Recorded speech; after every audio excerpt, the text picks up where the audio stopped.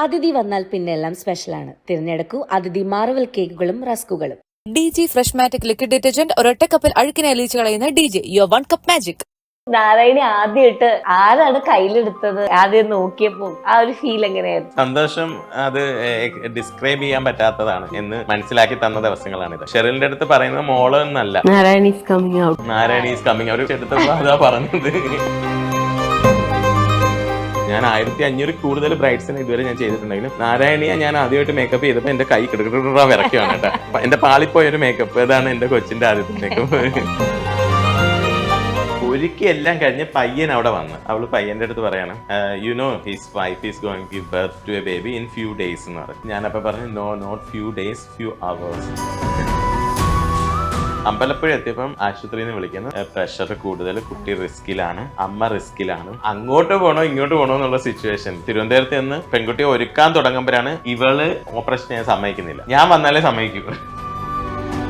ഒരിടത്ത് പാല് കാച്ച, ഒരിടത്ത് കല്യാണം എന്ന് പറയുന്നത് മേക്കപ്പ് നടക്കണുണ്ട്. മേക്കപ്പ് ചെയ്യുന്ന കുട്ടിയുടെ അടുത്ത് നമുക്ക് ടെൻഷൻ കാണിക്കാൻ പറ്റില്ല. ഒരുപാട് പേര് ആ വീഡിയോസ് കണ്ടിട്ട് കരഞ്ഞു എന്ന് പറഞ്ഞ് എന്നെ വിളിച്ചു. പുറത്തെ സംഭവങ്ങളൊന്നും എനിക്ക് അറിയില്ലല്ലോ. പിന്നെ ഞാൻ പുറത്തിറങ്ങി നമ്മുടെ വീഡിയോ വന്നപ്പോഴാണ് സത്യത്തിൽ ഞാനും കരഞ്ഞു പോയി.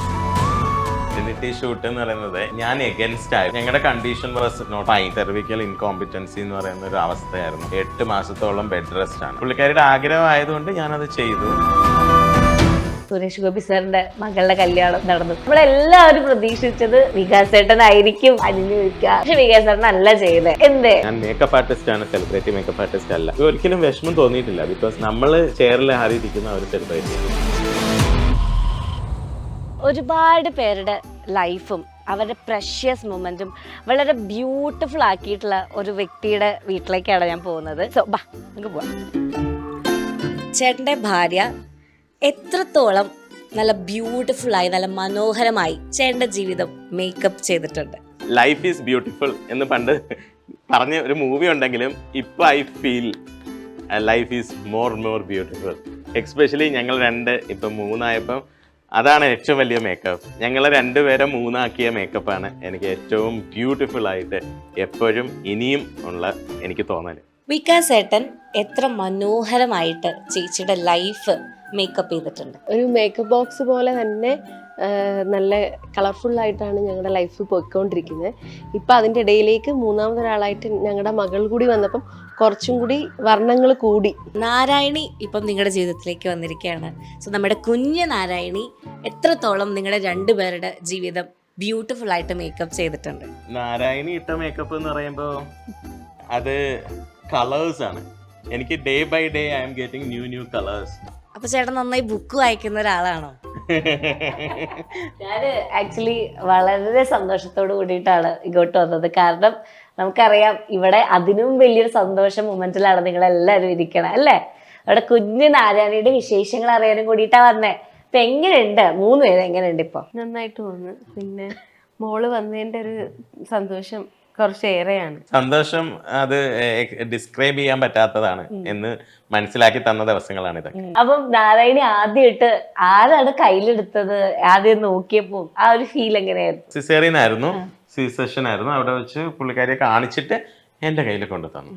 അപ്പൊ എങ്ങനെ ഉണ്ടായിരുന്നു ഹോൾഡ് ചെയ്തപ്പോ? ആദ്യം അന്നത്തെ ഒരു ദിവസം വാസ് ടു ഇമ്പോർട്ടന്റ്. ഡിസംബർ 20 അപ്പം ഡിസംബർ 19 ആണ് ഞങ്ങള് ഹോസ്പിറ്റലിൽ പോകുന്നത്. ചെക്കപ്പിനായിട്ട് പോയതാ. അപ്പം 19 എനിക്ക് 20 തിരുവനന്തപുരത്ത് ഒരു കല്യാണം ഉണ്ട്. അപ്പോൾ 19 ഹോസ്പിറ്റലിൽ ചെല്ലുമ്പോൾ ചെക്കപ്പ് എല്ലാം കഴിഞ്ഞിറങ്ങാൻ നേരത്ത് ഡോക്ടർ പറഞ്ഞു പോണ്ട, പ്രഷർ കൂടുതലാണ്, പോണ്ട എന്ന് പറഞ്ഞു. അപ്പം ഞാൻ പറഞ്ഞു എനിക്കിത് എനിക്കിങ്ങനെ ട്രാൻഡ് തോന്നും. വികാസ് പൊയ്ക്കോ, കാര്യം ഇത് പ്രഷറിനെ കൺട്രോൾ ചെയ്യാൻ വേണ്ടിയുള്ള ഒരു നിപ്പാണ് എന്ന് പറഞ്ഞു. ശരി ഡോക്ടർ, കാര്യം ട്രാൻഡത്ത് ഒരു ബ്രൈഡിന്റെ ഒരുക്കലാണല്ലോ, നമ്മൾ പോയേ പറ്റൂ. ഞാൻ അമ്പലപ്പുഴ കഴിഞ്ഞപ്പം ഈവനിങ് ആയി, ഒരു 7 മണിയാവും അവിടെ എത്തുമ്പോൾ. അമ്പലപ്പുഴ എത്തിയപ്പം ആശുപത്രിയിൽ നിന്ന് വിളിക്കുന്നത്, നാളെ രാവിലെ 7:30 ഓപ്പറേഷനാണ്, പ്രഷർ കൂടുതൽ, കുട്ടി റിസ്കിലാണ്, അമ്മ റിസ്കിലാണ്. അപ്പം അങ്ങോട്ട് പോകണോ ഇങ്ങോട്ട് പോകണോ എന്നുള്ള സിറ്റുവേഷൻ. രാത്രി 7 മണിക്ക്, രാവിലെ 5 മണിക്ക് മേക്കപ്പ് ചെയ്യണം. എന്ത് ചെയ്യാനാ, വേറൊരു ഓപ്ഷൻ ഇല്ല. അപ്പം ഞാൻ വിചാരിച്ചു ഹോസ്പിറ്റല് 1 ഓഫ് ദ ബെസ്റ്റ് ഹോസ്പിറ്റലാണ്. അപ്പോൾ നമ്മൾ അങ്ങോട്ട് തന്നെ പോവാം. Job is too important for me.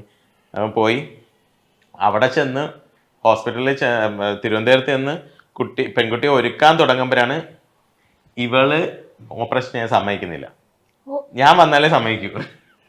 ഇത്രയും വേദന വെച്ചിട്ട് ഓപ്പറേഷൻ ചെയ്യാൻ സമ്മതിക്കണില്ല. നന്നായി. അപ്പം അപ്പഴ് ഞാൻ മോർ ടെൻസ്ഡ് ആയി. ഒരു സ്ഥലത്തില്ല പറയാൻ, ഒരിടത്ത് പാല് കാച്ച, ഒരിടത്ത് കല്യാണം എന്ന് പറയാൻ, മേക്കപ്പ് നടക്കണുണ്ട്. മേക്കപ്പ് ചെയ്യുന്ന കുട്ടിയുടെ അടുത്ത് നമുക്ക് ടെൻഷൻ കാണിക്കാൻ പറ്റില്ല. പക്ഷെ 7 എന്നുള്ള സമയം ഡോക്ടർ വിളിച്ചിട്ട് ഞാൻ എപ്പം തിരിച്ച് എറണാകുളത്ത് എത്തും. അപ്പൊ ഞാൻ തിരിച്ചെത്തുന്ന സമയം എന്ന് പറയുന്നത് തിരുവനന്തപുരത്തെ കുട്ടീനെ 9 മണിക്ക് മേക്കപ്പ് തീർക്കണം. 9 മണിക്ക് അവിടെ നിന്ന് നേരെ എറണാകുളത്ത് എത്തുക. അന്ന് ലോകത്തില്ലാത്ത അത്രയും ട്രാഫിക്. ഞാനിങ്ങനെ വണ്ടി വരുമ്പോ ഞാൻ ഇങ്ങനെ വണ്ടി പൊയ്ക്കൊണ്ടിരിക്കുമ്പോ ലോകത്തുള്ള എല്ലാ ട്രാഫിക്കും എന്റെ മുന്നിൽ കൂടെയാണ് പോകുന്നത്. ഒരു സിനിമയ്ക്കുള്ള ഒരു സ്ക്രിപ്റ്റ് പോലെ അല്ലേ? ആ ഒരു ടെൻഷനും നമ്മൾ അത്രയും ആൾക്കാര് ട്രാഫിക് വരുന്നു. അപ്പം അവിടെ എത്തി. ഞാൻ എത്തിയിട്ട് അപ്പൊ ഡോക്ടർ ഇങ്ങനെ നമ്മുടെ യൂട്യൂബൊക്കെ കണ്ടു കേട്ടിട്ടുണ്ട്.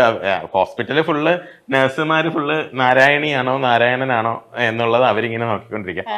ആൻഡ് ഞങ്ങളുടെ കുട്ടീനെയാണ് ഡോക്ടർ ആദ്യമായിട്ട് പ്രസവിച്ചപ്പം ഡോക്ടർ പറയുന്ന ആണാണോ പെണ്ണാണോ എന്നല്ല ഇവളുടെ അടുത്ത് പറഞ്ഞ, ഇറ്റ് ഈസ് നാരായണി എന്ന്. ഡോക്ടറാണ് ആദ്യമായിട്ട് ആ കുട്ടീനെ വിളിക്കുന്നത് നാരായണി. അപ്പം എനിക്ക് തോന്നുന്നു അത് ആദ്യമായിട്ട്. അപ്പൊ ഷെറിലിന്റെ അടുത്ത് പറയുന്നത് മോള് എന്നല്ല, എന്താ പറഞ്ഞ ഡോക്ടർ? Narayani is coming. അവര് ചെടുത്തപ്പോ അതാ പറഞ്ഞത്. എന്തായിരുന്നു ആ ഒരു ഫീല്? ഞാനൊരു നാരായണനെ ഉദ്ദേശിച്ച് കിടന്നപ്പോ പെട്ടെന്ന് നാരായണി എന്ന് പറഞ്ഞപ്പോ സന്തോഷം, എന്തായാലും സന്തോഷം. നമ്മൾ പ്രാർത്ഥിച്ച് കിട്ടിയതാണ്. അപ്പൊ നമ്മള് സന്തോഷമായിരുന്നു ആ ഒരു നിമിഷം. പക്ഷെ കൂടുതൽ സന്തോഷം എനിക്കെന്ന് വെച്ച് കഴിഞ്ഞാൽ എന്നെക്കാളും കൂടുതൽ മോളെ ആഗ്രഹിച്ചപ്പോൾ ഒരാഴ്ച മുമ്പ് വരെ എനിക്ക് ആണ് വേണോന്നുള്ളൊരു മനസ്സുണ്ടായിരുന്നു. പക്ഷെ ആ ഒരാഴ്ചക്ക് തൊട്ട് ഈ ഒരാളുടെ പെൺകുട്ടിയോടുള്ള അതിയായ ആഗ്രഹം കാണുമ്പോൾ നമ്മൾ വേണ്ട, എനിക്ക് ആണ്, എനിക്ക് പെണ്ണിനെ മതി എന്ന് ഞാൻ തന്നെ സ്വയമേ ചിന്തിച്ചു. പക്ഷെ പെട്ടെന്ന് കേട്ടം സന്തോഷം കൊണ്ട് സത്യത്തിൽ എനിക്ക് കണ്ണ് നിറഞ്ഞു പോയി ആ സമയത്ത്. അപ്പൊ ഡോക്ടർ പറഞ്ഞ് കരയൊന്നും വേണ്ട, നല്ല ബേബിയാണ്, മോളിങ്ങനെ കരഞ്ഞുകൊണ്ട് എടുക്കുമ്പോഴാണ് പറയുന്നത്.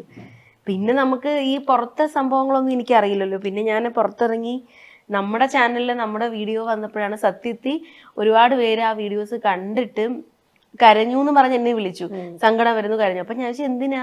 അത് നിങ്ങളുടെ ഡെലിവറിയുടെ ഇത് കണ്ടിട്ട്. അപ്പൊ ഞാൻ ചോദിച്ചു കരയാൻ വേണ്ടിയിട്ടൊന്നും ഇല്ലല്ലോ എന്ന്.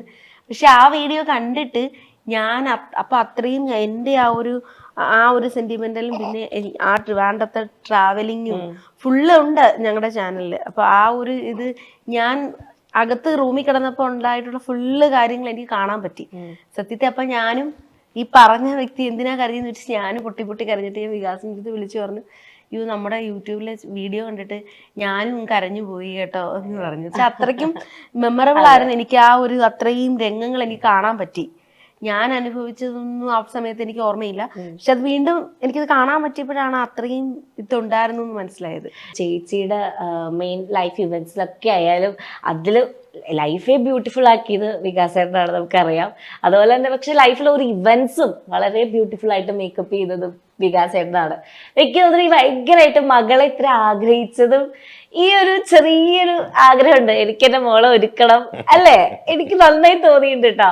അപ്പം ഇനി മകള് ഒബ്വിയസ്ലി വലുതാവും, കല്യാണപ്രായം എത്തും. അപ്പൊ ഞാൻ എന്റെ മകളുടെ കല്യാണത്തിന് ഞാൻ തന്നെ ഒരുക്കും എന്ന് ചിന്തിച്ചിട്ടുണ്ടോ? ഞാന് എന്റെ അച്ഛന്റെ ഡ്രീമായിരുന്നു എന്റെ സിസ്റ്ററിന്റെ വെഡിങ്, അതെനിക്കറിയാം. പക്ഷെ എനിക്ക് എന്റെ ഡ്രീം അല്ല എന്റെ മോളുടെ വെഡിങ്.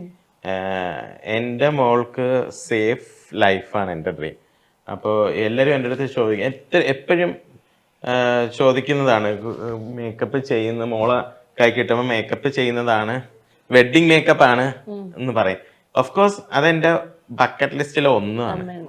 അത് എനിക്കത് ദൈവം തന്നാല് I will be the most blessed human being in this world.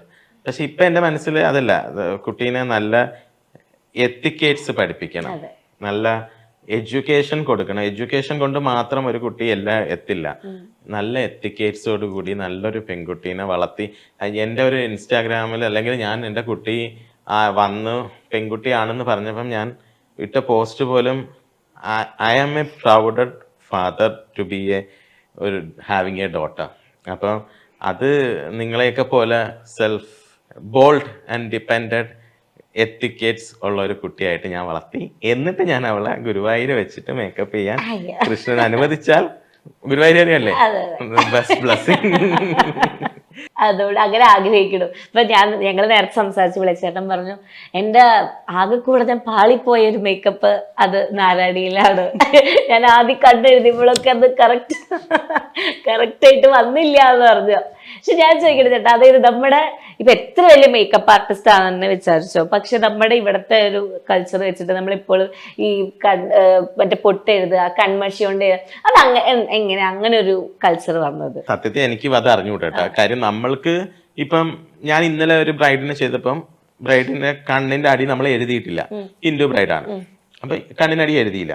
എല്ലാം ഒരുക്കി കഴിഞ്ഞിട്ട് അവരുടെ ഒരു ആന്റി വന്നിട്ട്, അതെ കണ്ണിന് അടി എഴുതാത്തോണ്ട് ഇനി അതൊരു വേറൊരു മതത്തിലെ കുട്ടിയാണെന്ന് തോന്നുവോ?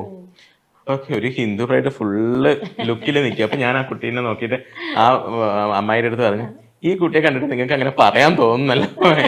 അപ്പം there is no rules and regulations in makeup അല്ലേ? മേക്കപ്പിൽ ഒരു പക്ഷേ കണ്ണെഴുതുക, കുട്ടികൾക്ക് പൊട്ട് തൊടുക എന്നുള്ളത് പണ്ട് മുതലേ നമ്മൾ കേട്ട് വന്ന ഒരു കാര്യം. അപ്പൊ ഞാൻ ഈ ഒരു വീഡിയോ ചെയ്തപ്പം, ഈ മോൾക്ക് ആദ്യമായിട്ട് കണ്ണെഴുതിയ ഒരു വീഡിയോ ചെയ്തപ്പം ഒരുപാട് പേര് എന്നെ ഉപദേശിച്ച് വിളിച്ചു. ഒത്തിരി പേര് US നിന്നും അവിടെ നിന്നൊക്കെ ഡോക്ടേഴ്സ് ഒക്കെ വിളിച്ചിട്ട് പറഞ്ഞു, അങ്ങനെ ചെയ്തുകൂടാ, കണ്ണ് വരച്ചുകൂടാ, അങ്ങനെ പൗഡർ ഇട്ടുകൂടാ. ഒരുപാട് പേര് വിളിച്ചു. I respect it. അതിനുശേഷം ഞാൻ കണ്ണ് പൗഡർ ഇടാതെ ഞാൻ ചെയ്യുക. ഇപ്പൊ ഇന്നിപ്പോ ഞാൻ കണ്ണ് വരച്ചിട്ടുണ്ടെങ്കിൽ ഞാൻ ഭയങ്കര പൗഡർ ഒന്നും ഇടാതെ, കാര്യം നമ്മൾ അതൊരു റെസ്പെക്ട് ചെയ്യണം. പക്ഷെ നമ്മളൊക്കെ ജനിച്ച് വളർന്ന ആ ഒരു സാഹചര്യം, എന്റെയൊക്കെ കുട്ടികളുടെ ഫോട്ടോയില് ഞാനൊക്കെ ഒരു ലോഡ് കണ്ണൊക്കെ വരച്ച്, കണ്ണൊക്കെ എഴുതി എന്റെ അമ്മയുടെ എല്ലാ കഴിവും ഉണ്ട് എന്റെ. അപ്പൊ നമ്മളിപ്പോഴും ആ ഒരു ട്രഡീഷൻ കാത്തു സൂക്ഷിക്കുന്നവരായതുകൊണ്ട് നമ്മള് അതിലോട്ട് നമ്മൾ പോകുന്നു. അപ്പം പക്ഷെ നാരായണിയുടെ ആദ്യത്തെ മേക്കപ്പ് എനിക്ക് കൈവറയിലായിരുന്നു. ഞാൻ 1500 കൂടുതൽ ബ്രൈഡ്സിനെ ഇതുവരെ ഞാൻ ചെയ്തിട്ടുണ്ടെങ്കിലും നാരായണിയെ ഞാൻ ആദ്യമായിട്ട് മേക്കപ്പ് ചെയ്തപ്പോൾ എന്റെ കൈ കിടക്കിട വിറയ്ക്കുകയാണ് കേട്ടോ. എന്നിട്ട് നമ്മൾ ആദ്യമായിട്ടാണ് സത്യത്തിൽ ഞാൻ കൺമഷി കൊണ്ട് ഞാൻ ഇങ്ങനത്തെ ഒരു ട്രഡീഷണൽ രീതിയിൽ ചെയ്യുന്നത്. അതിന് മുമ്പ് ഒരു ട്രയല് എന്റെ അസിസ്റ്റന്റ് ചുമ്മാ ഒന്ന് വരച്ച് നോക്കിയിട്ട് അപ്പന് വലിയ മുഖത്ത് ചെയ്യാൻ പറ്റുമല്ലോ, ഇത് ചെയ്തിട്ട് അവസാനം ക്രൂസിങ്ങിനെ കണക്കിരിക്കണം. ഞാൻ തന്നെ അവസാനം ചിരിച്ചിട്ട് ഞാൻ പറഞ്ഞു, എന്റെ പാളിപ്പോയ ഒരു മേക്കപ്പ്, അതാണ് എന്റെ കൊച്ചിന്റെ ആദ്യത്തെ മേക്കപ്പ്. പക്ഷെ ഒരുപാട് പേര് പ്രായമുള്ളവർ പറഞ്ഞു ആദ്യത്തെ നമ്മൾ അങ്ങനെ എഴുതണം, പ്രോപ്പറായിട്ട് എഴുതാൻ പാടില്ല എന്ന് പറഞ്ഞപ്പോ ഞാൻ വിചാരിച്ചു ഓക്കെ ചിലപ്പോൾ അങ്ങനെ തന്നെ നടന്നു. മേക്കപ്പ് ആർട്ടിസ്റ്റ് എന്ന് പറയുമ്പോൾ തന്നെ നമ്മൾ ഏറ്റവും കൂടുതൽ ഫാഷനോട് അടുത്ത് നിൽക്കുന്ന ഒരാളാണ്. അപ്പൊ പക്ഷെ മകളുടെ കാര്യത്തിൽ വളരെ ട്രഡീഷണൽ ആയ ഒരു പേരും കൂടിയാണ് ഇട്ടിരിക്കുന്നത്, നാരായണി എന്ന്. അത് എന്തുകൊണ്ട് അത്രയും നമുക്ക് കേൾക്കുമ്പോൾ തന്നെ ഭയങ്കര ഒരു ബ്യൂട്ടിഫുൾ ആയിട്ടുള്ള ഒരു പേരാണ്. അപ്പൊ എങ്ങനെ ആ ഒരു പേരിലേക്ക് ഡിസിഷൻ അത് വന്നു? എനിക്ക് കൃഷ്ണനോടും ഈ ദേവികളോടും പണ്ടേ എനിക്ക് ഭയങ്കര ഇഷ്ടമാണ്, എസ്പെഷ്യലി ഗുരുവായൂരപ്പനോട്. അപ്പൊ കുട്ടി ഈ പേരെന്തിടും ആൾക്കാര് ആദ്യമേ പ്രഗ്നൻസി സമയത്ത് തന്നെ ചോദിച്ചപ്പം ആണാണോ പെണ്ണാണോ എന്നുള്ളൊരു കൺഫ്യൂഷൻ എല്ലാവർക്കും ഉണ്ടാവില്ല. അപ്പോ ഒറ്റ പേര് ഞാൻ ഡിസൈഡ് ചെയ്യണമെന്ന് വിചാരിച്ചു. അങ്ങനെയാണ് നാരായണൻ. അത് നാരായൺ അല്ല, നാരായണൻ അല്ലെങ്കിൽ നാരായണി, ഈ രണ്ട് പേരെന്ന് വെച്ചപ്പോ അതിലൊരു സ്പെല്ലിങ്ങിന്റെ ചെറിയ വ്യത്യാസങ്ങളല്ലേ ഉള്ളു, കൺഫ്യൂഷൻ ഇല്ല. അതങ്ങ് മനസ്സിൽ പ്രതിഷ്ഠിച്ചു.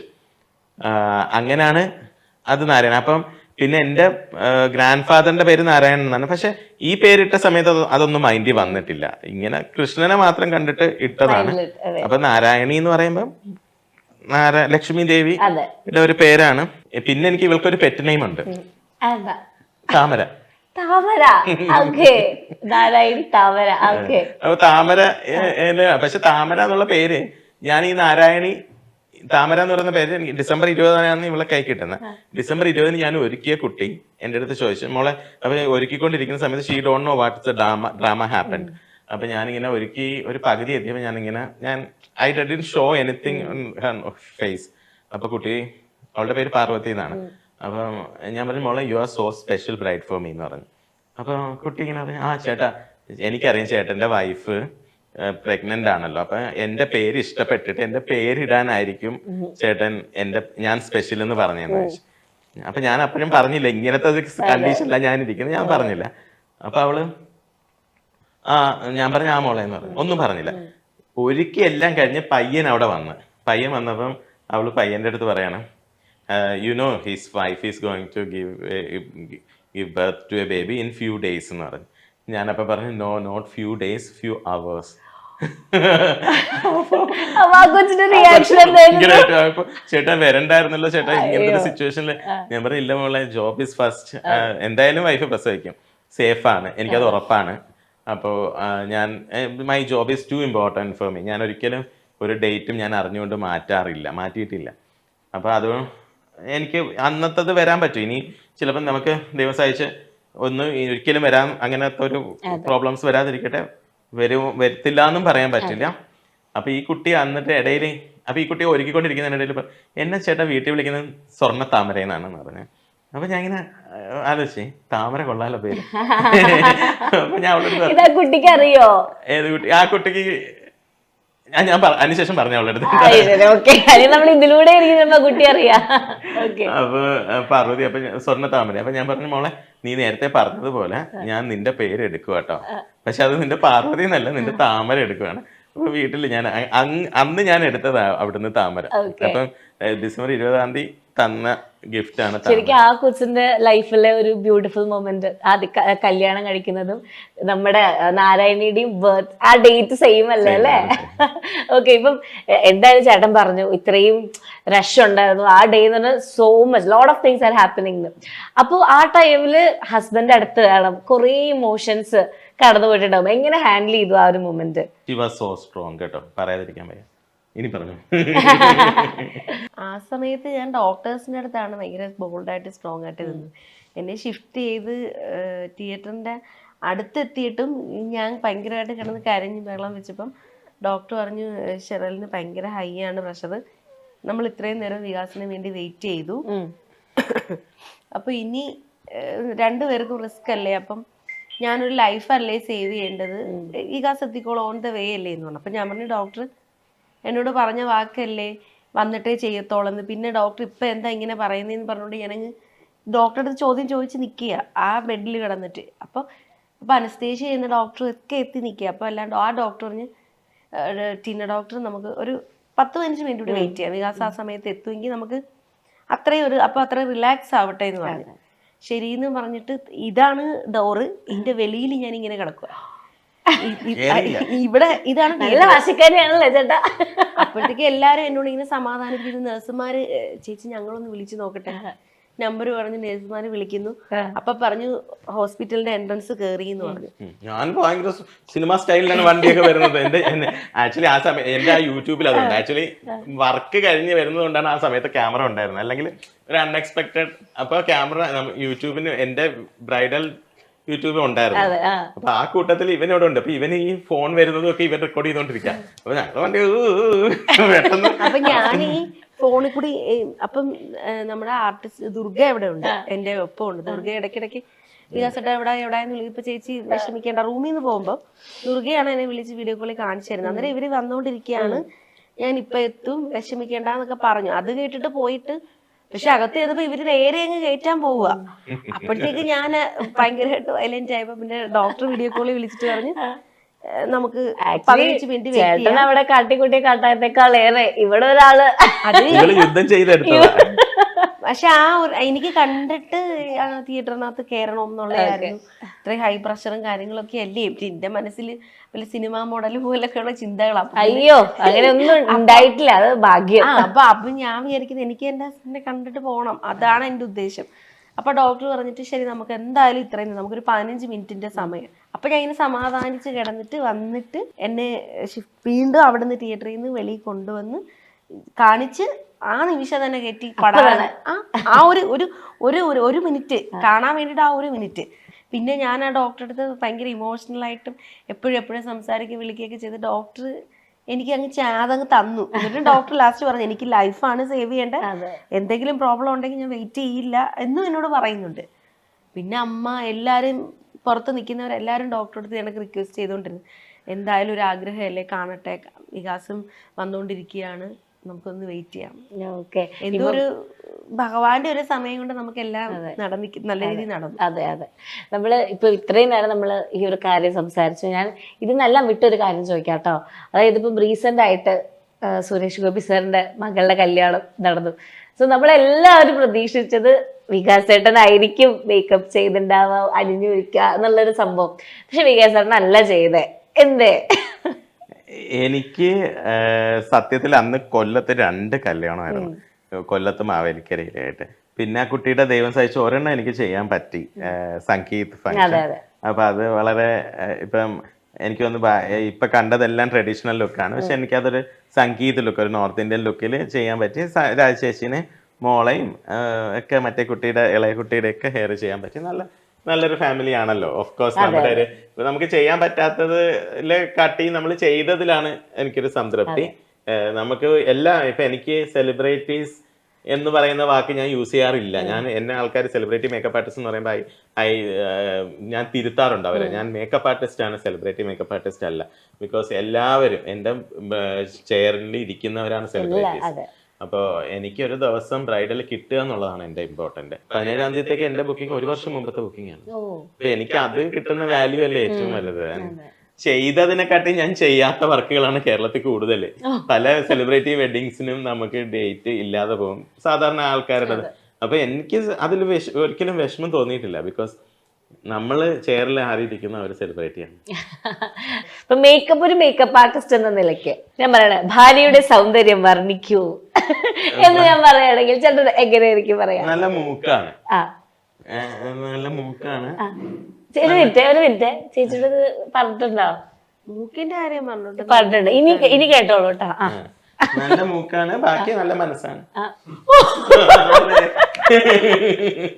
മൂക്കില് നിർത്തി നല്ല മനസ്സാണ്. മനസ്സൊക്കെ അത് നമുക്ക് പറയാം. നല്ല മനസ്സ് വരുമ്പോ എല്ലാം സൗന്ദര്യമാണ്. നല്ല മനസ്സോടുകൂടി നമ്മൾ നോക്കുന്നത് എല്ലാം സൗന്ദര്യത്തിലോട്ടാണ്. നമ്മൾ കണ്ടിട്ടില്ലേ അമ്പിളി മാമനെ നമ്മൾ ദേഷ്യത്തോട് നോക്കുമ്പോ ഇതെന്താ ഇത്രയും വെട്ടം തരുന്നതെന്ന് വിചാരിക്കും, എന്തോ ചെയ്തിട്ട് തന്നൂടെന്ന് വിചാരിക്കും. അതേസമയം നല്ല മൂടോടുകൂടി അമ്പിളി മാമനെ നോക്കി നല്ലതാണ്. അപ്പൊ മനസ്സാണ് നമ്മുടെ സൗന്ദര്യം. And my wife is so beautiful. കാര്യം അതുകൊണ്ടാണ് എനിക്ക് നാരായണിയെ തന്നത്. അതിൽ കൂടുതൽ വലിയ സൗന്ദര്യം അവൾക്ക് വേറൊന്നും എനിക്ക് തോന്നാറില്ല. ഇപ്പൊ നാരായണിയിൽ ആദ്യം അട്രാക്ട് ചെയ്ത ഫീച്ചർ എന്താ? അയ്യോ, കൈ, കുഞ്ഞ കൈയില്ലേ? നാരായണിയുടെ കൈയാണ് എന്നെ ഏറ്റവും അട്രാക്റ്റീവ്. എപ്പോഴും നമ്മളെ ഹോൾഡ് ചെയ്യുന്നതും നമുക്ക് അവളുടെ ഫീലിങ്സ് കിട്ടുന്നത് കയ്യില്. അതെ അതെ അതെ. ആസ് എ വൈഫ് ഇപ്പൊ കുറെ കാര്യത്തില് ഭയങ്കര ഭാഗ്യം ചെയ്ത ഒരാളാന്ന് പറയാം. കാരണം നമ്മൾ പൊതുവെ കണ്ടിട്ടില്ല, അതായത് എപ്പോഴും നമ്മുടെ ഹസ്ബൻഡ്സ് ചീത്ത പറയാറുണ്ട്, എന്താ ഒരുങ്ങി ഇറങ്ങിയില്ലേ, ഇത്ര നേരമാണ് ഒരുക്കം. പറയാറുണ്ട്, അത് പറയാറുണ്ട്, പറയത്തില്ലെന്ന് പറയരുത്, നശിപ്പിച്ചു. അത് പറയാത്ത കേരളത്തിലെ ഏക ഒരു മലയാളി എന്ന് ഞാൻ പറയായിരുന്നു. ചേട്ടാ ഒരു മേക്കപ്പ് ആർട്ടിസ്റ്റ് ആയിട്ടെന്ന് പറയാൻ പാടില്ല. മേക്കപ്പ് ആർട്ടിസ്റ്റ് എന്ന് പറയുന്നത് ജോലിയാണ്, കുടുംബത്തിൽ എല്ലാവർക്കും ഉണ്ട്. ഇപ്പൊ നിങ്ങൾ വന്നിട്ട് ഞാൻ എത്ര മണിക്കൂർ എടുത്തു? എല്ലാ ആണുങ്ങളും മേക്കപ്പ് ആർട്ടിസ്റ്റ് ആണെങ്കിലും എല്ലാരും അത് അനുഭവിക്കും. അപ്പൊ ചേച്ചി ഒരുങ്ങാൻ സമയം എടുക്കും അല്ലേ? ഞാൻ ഓരോ സാധനങ്ങളും കൊണ്ട് ചെന്നിട്ട് ഞാൻ പറയും എനിക്കൊന്ന് കണ്ണുരി തരൂ, അല്ല എനിക്കൊന്ന്. അപ്പൊ എന്നോട് പറയില്ല നീ തന്നെ ചെയ്യാം. അപ്പൊ ഞാൻ പറഞ്ഞു നിങ്ങൾ എല്ലാവർക്കും വരച്ചു കൊടുക്കുന്നത് എനിക്കൊന്ന് വരച്ചു തന്നൂടെ? എല്ലാരും പറഞ്ഞ് ഞാനങ്ങ് ഭയങ്കര എനിക്ക് എപ്പോഴും അങ്ങ് മേക്കപ്പ് ചെയ്തോണ്ടിരിക്കുക. എവിടെയെങ്കിലും പോകാൻ നേരത്ത് ഞാൻ ഇങ്ങനെ ഓരോ സാധനങ്ങളും പെറുക്കി ഇത് അപ്പൊ ഞാൻ എളുപ്പം റെഡി ആകാത്താണ് അവിടെ ഇരിക്കുന്നു പറഞ്ഞിട്ട് പെട്ടെന്നൊക്കെ അങ്ങ് വരച്ചു തരും. അതെന്ന് പറഞ്ഞാൽ സമയം ലാഭിക്കാൻ വേണ്ടി ഇവള് ചെയ്യുന്നത് ചിലപ്പോ ഒരു 10-15 മിനിറ്റത്തെ മേക്കപ്പ് ചെയ്യും. പക്ഷേ അത് ആ അവസാനം ഇറങ്ങാൻ നിൽക്കുന്ന സമയല്ലേ, ആ സമയത്തെ തുടങ്ങും. അപ്പൊ ഇത് ചെയ്യാതെ നിൽക്കും. അപ്പൊ ഞാൻ നോക്കുമ്പോ ഇവള് ചെയ്യുകയാണെങ്കിൽ അത് അരമണിക്കൂർ എടുക്കും, ഞാൻ ചെയ്യുകയാണെങ്കിൽ 5 മിനിറ്റ് മതി. അപ്പൊ ഞാൻ പെട്ടെന്ന് എന്നിട്ട് പറ്റിച്ചങ്ങ് വിടും.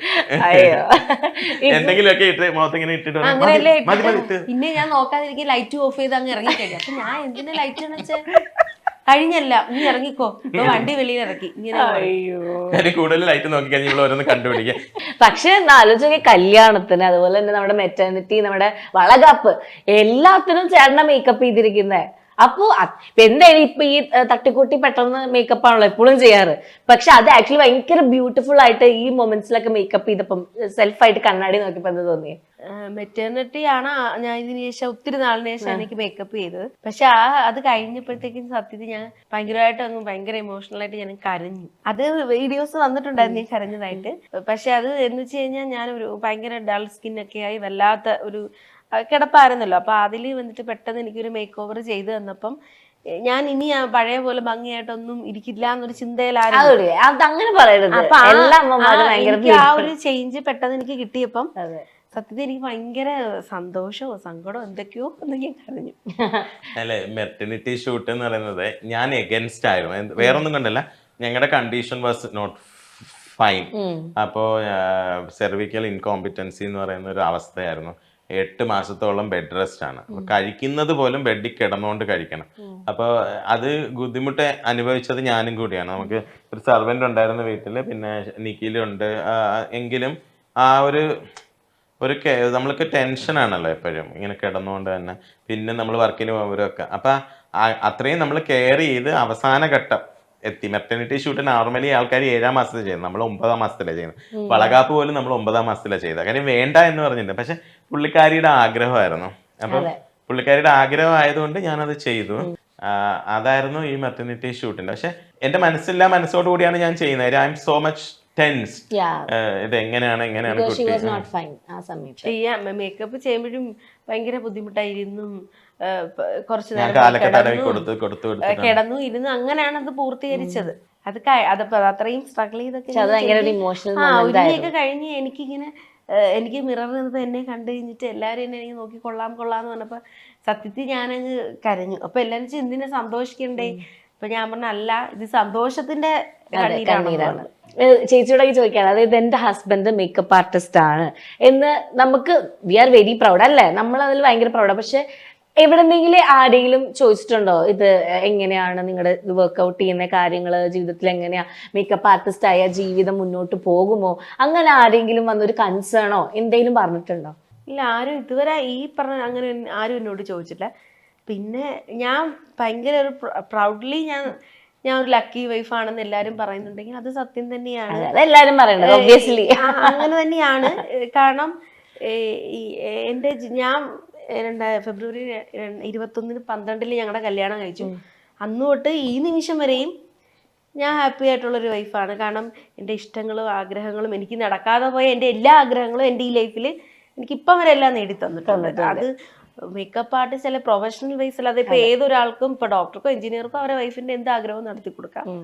അത് ഇഷ്ടപ്പെടുന്ന ദൈവാധീനം. എനിക്കിപ്പം എൻ്റെ ലൈഫിൽ നടന്നുകൊണ്ടിരിക്കുന്നതൊക്കെ എനിക്ക് ഈശ്വരൻ കൊണ്ട് തന്നതാണ്.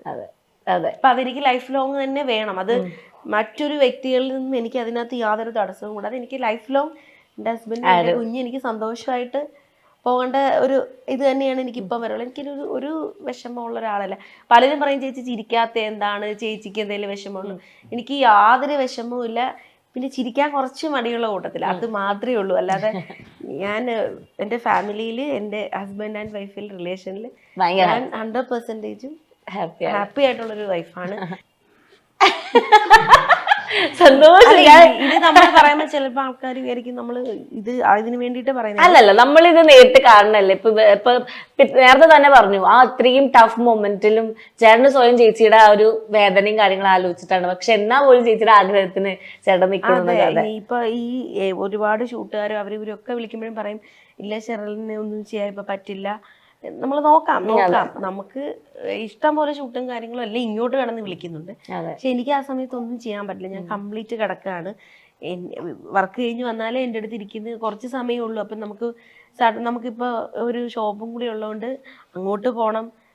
ബ്രൈഡ്സിൻ്റെ അതിൻ്റെ ഇടയിൽ സെലിബ്രിറ്റികളുടെ ഷൂട്ട്, ഇതിൻ്റെ ഇടയിൽ എൻ്റെ ഹോസ്പിറ്റലിൽ ഈ 9 മന്തും എല്ലാ കാര്യങ്ങളും മാറ്റി വെച്ച് എന്നെ കൊണ്ടുപോകാനും എടുക്കാനും ഒക്കെ. അപ്പൊ അത്രയും നമ്മുടെ കൂടെ ഒരാൾ നിന്നത് കൊണ്ടാണ് എനിക്കും ഈ ഒരു പ്രഗ്നൻസിയിൽ ഇത് കംപ്ലീറ്റ് ചെയ്യാൻ പറ്റിയത്. 37 വീക്സ് പോയത്. കാരണം പ്രഷർ, ഷുഗർ എല്ലാം വന്നു എനിക്ക് ആ സമയത്ത്. അതൊക്കെ തിരിച്ചു പോവുകയും ചെയ്തു. ഇപ്പം ഇതേ ചോദ്യം ചേട്ടന് ഇതേപോലത്തെ ക്വസ്റ്റ്യൻസ് നേരിട്ടിട്ടുണ്ടോ? ഇങ്ങനെ ഒരു പാഷനെ ഫോളോ ചെയ്യുമ്പോ? ഉണ്ട്. എനിക്ക് കുറെ നാള് പെണ്ണ് കിട്ടത്തില്ലായിരുന്നു. മേക്കപ്പ് ആർട്ടിസ്റ്റ് ആയതുകൊണ്ട് പെണ്ണ് കിട്ടത്തില്ല. സീരിയസ്ലി എനിക്ക് അങ്ങനെ കുറെ എല്ലാം കല്യാണമൊക്കെ ഫിക്സ് മേക്കപ്പ് ആർട്ടിസ്റ്റ് അത് ശരിയാകത്തില്ല. ഒന്നും മേക്കപ്പ് ആർട്ടിസ്റ്റ് എന്ന് പറഞ്ഞ പ്രൊഫൈല് ശരിയല്ല, പ്രൊഫഷൻ ശരിയല്ല എന്ന് പറഞ്ഞാൽ ഒരുപാട് കല്യാണങ്ങൾ മുടങ്ങിയിട്ടുണ്ട്. ആക്ച്വലി ഞാൻ സെക്കൻഡ് മാരേജ് ആണ്. ഇതിന്റെ ഇടയിൽ നമ്മൾ കല്യാണം നോക്കാൻ തുടങ്ങിയ സമയത്തിന്. പക്ഷെ ഇപ്പം really thank you so much. അങ്ങനെ കുറെ പേര് ഒരുപാട് പേര് അവസാന നിമിഷമൊക്കെ റിജക്ട് ചെയ്തവരോടൊക്കെ എനിക്ക് ഇന്ന് നന്ദി മാത്രമേ പറയാനുള്ളൂ. അപ്പം മേക്കപ്പ് ആർട്ടിസ്റ്റ് എന്ന് പറയുന്ന പ്രൊഫഷൻ ഒരിക്കലും I don't feel it's A bad thing. ഒരുപാട് റോൾ മോഡൽസ് എനിക്കുണ്ട് മേക്കപ്പ് ആർട്ടിസ്റ്റ് ആയിട്ട് ഉള്ള ആൾക്കാർ. നല്ല ലൈഫ്, പക്ഷെ എല്ലാ പ്രൊഫഷനിലും ഇനി കളക്ടർ ആയാലും ഇനി ഏത് ഇതിലായാലും പ്രൊഫഷണൽ ഹ്യൂമൻ മൈൻഡാണ് ഇമ്പോർട്ടൻറ്റ്. അപ്പം each and everybody must have a responsibility. അത് അച്ഛൻ്റെ റെസ്പോൺസിബിലിറ്റി, ഭർത്താവിൻ്റെ റെസ്പോൺസിബിലിറ്റി, മകൻ്റെ responsibility, every mens and womens have the responsibilities. ആ റെസ്പോൺസിബിലിറ്റീസിനെ സ്നേഹമാക്കിയാൽ നമ്മൾക്ക് ഏറ്റവും ബെസ്റ്റ് കിട്ടും ലൈഫ്. ഒരു ക്വസ്റ്റ്യനും കൂടെ ചോദിച്ചിട്ട് പറയാം. ഫാദർ ആൻഡ് മദർ ആയതിൽ എന്തൊക്കെ മാറ്റങ്ങൾ, ഉറക്കത്തിലായിക്കോട്ടെ ഫുഡ് റുട്ടീൻ ആയിക്കോട്ടെ, എന്തൊക്കെ മാറ്റങ്ങൾ വന്നു? ആസ് എ ഫാദർ എനിക്ക് മാറ്റങ്ങളൊന്നുമില്ല. ആസ് എ ഫാദർ ഒരു മാറ്റം. കാര്യം എനിക്ക് കുറെ കൂടി ഞാൻ പറഞ്ഞില്ലേ, ഞാൻ ആസ്വദിക്കാൻ തുടങ്ങി. ഇപ്പം ഇവളെ ആസ്വദിക്കാൻ തുടങ്ങി. അല്ലാതെ എനിക്ക് പ്രത്യേകിച്ച് മാറ്റങ്ങളൊന്നുമില്ല. കുറെ ഡ്രീം ചെയ്യാൻ തുടങ്ങി. കുറച്ച് പ്ലാൻസ്, എന്റെ ബക്കറ്റ് ലിസ്റ്റ് ഇവളുടേതായി. എന്റെ ബക്കറ്റ് ലിസ്റ്റ് ഇപ്പൊ ഇവളുടെ ബക്കറ്റ് ലിസ്റ്റ് ആയി. അതാണ് എനിക്കുള്ള വ്യത്യാസം. അല്ലാതെ as A father I doesn't have any changes. കാര്യം ഞാൻ ഉറക്കം ഉണരുന്നില്ല. എന്റെ ഉറക്കത്തിനൊന്നും ബുദ്ധിമുട്ടുണ്ടായില്ല. ഞാൻ എന്റെ ലൈഫ് നോർമലി. ഇവർക്കാണ് മാറ്റങ്ങൾ ഉണ്ടായിരിക്കുന്നത്. എന്തൊക്കെ മാറ്റങ്ങളാണ് ചേച്ചിക്ക് അമ്മയായതിനു ശേഷം വന്നത്? നമുക്ക് നേരത്തെ നമുക്ക് ഇഷ്ടമുള്ളപ്പോൾ എഴുന്നേക്കാം, നമുക്ക് ഭക്ഷണങ്ങളൊക്കെ നമുക്ക് തോന്നുന്ന ഉണക്കൊക്കെ നമുക്ക് നടക്കാതിരിക്കാം എന്നൊക്കെ ഉള്ള ടൈമുകൾ ഉണ്ടായിരുന്നു. പക്ഷെ ഇപ്പൊ അല്ലതല്ല. ഇപ്പൊ ഇവരെഴുന്നേക്കുന്നതിന് മുമ്പ് നമ്മൾക്ക് എന്തെങ്കിലും പണിയുണ്ടെങ്കിൽ അത് ഒതുക്കി വെച്ചിട്ടിരിക്കണം. അവരെഴുന്നേറ്റ് കഴിഞ്ഞാൽ അവരോട് നമുക്ക് ഇരിക്കണം. പിന്നെ നൈറ്റ് ഉറക്കമൊക്കെ ചില ദിവസങ്ങളിൽ കഷ്ടമായിരിക്കും, ചില ദിവസങ്ങളിൽ ഉറങ്ങും, പകല് ഫുള്ള് ഉറങ്ങും. അതുകൊണ്ട് കുഴപ്പമില്ല. അപ്പൊ നമ്മൾ ആ സമയം നമ്മൾ റെസ്റ്റ് എടുക്കുക. അതെ, നമ്മളിപ്പോ നോക്കുമ്പോൾ ഭയങ്കര സൈലന്റ് ആയിട്ട് ഉറങ്ങുന്ന, ഒരു കരച്ചിലും ഇല്ല. ഞാൻ ആദ്യമായിട്ട് ഇങ്ങനെ കരയാത്തൊരു കുട്ടീനെ ഇവിടെ താമരോൾ ആക്ച്വലി ഭയങ്കര പാവം കുട്ടിയാണ് അല്ലേ? താമരക്കുട്ടി. അയ്യോ ഓക്കെ. അപ്പം ഇത്ര ഈ ഒരു ബ്യൂട്ടിഫുൾ ലൈഫില് നിങ്ങളുടെ ഈ നല്ലൊരു ബ്യൂട്ടിഫുൾ ടൈം എനിക്ക് തന്നതിൽ ഒരുപാട് ഒരുപാട് സന്തോഷം. അതുപോലെ തന്നെ നമുക്ക് നമ്മുടെ നാരായണീനെയും കാണാൻ പറ്റി, വിശേഷങ്ങളെല്ലാം അറിയാൻ പറ്റി. അപ്പം ഇനി അങ്ങോട്ട് ലൈഫ് അങ്ങ് ബ്യൂട്ടിഫുൾ, ഞാൻ ചേട്ടൻ്റെ ഭാഷയിൽ പറയുകയാണെങ്കിൽ കളർഫുൾ ആവട്ടെ അല്ലേ? അങ്ങ് എൻജോയ് ചെയ്യട്ടെ എല്ലാവരും, നല്ല ഹെൽത്തി ആയിട്ട് ഇരിക്കട്ടെ. ഓക്കെ, അപ്പം thank you so much. Thank you. Athithi വന്നാൽ പിന്നെ എല്ലാം സ്പെഷ്യലാണ്. തിരഞ്ഞെടുക്കൂ അതിഥി മാർവൽ കേക്കുകളും റസ്കുകളും. DG ഫ്രഷ്മാറ്റിക് ലിക്വിഡ് ഡിറ്റർജന്റ് ഒരൊറ്റ കപ്പിൽ അഴുക്കിനെ അലിയിച്ച് കളയുന്ന DJ, യുവർ 1 കപ്പ് മാജിക്.